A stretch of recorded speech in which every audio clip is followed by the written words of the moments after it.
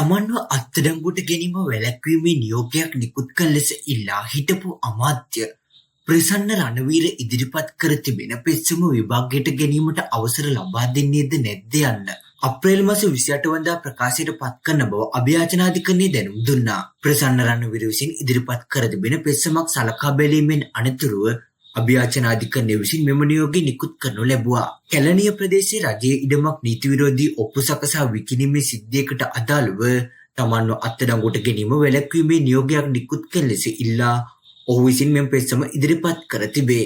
හිටපු රාජ්‍ය අමාත්‍ය ප්‍රසන්න රණවීර ඇතුළු සැකකරුවන් තිදෙනෙකුට මහර මහේස්ත්‍රාත් අධිකරණය විසින් පසුගිය මාර්තු මාස 17 වනදා විදේශ ගමන් තහනමක්ද පනවනු ලැබුවා. පොදු දේපල පනත යටතේ ගැනෙන වැරදි කළ බවට චෝදනා කරමින් පසුගියදා අත්අඩංගුවටගත් හිටපු අමාත්‍ය මර්වින් සිල්වාද මේ වනවිට රක්ෂිත බන්ධනාගාරගත කර සිටී. එම සිද්ධියට අදාළව ප්‍රසන්න රණවීර සහ සරත් කුමාර එදිරිසිංහ සහ මිල්රොයි පෙරේරා යන සැකකරුවන් අත්අඩංගුවට ගැනීමට පොලිස් විමර්ශන තවමත් ක්‍රියාත්මක වෙයි.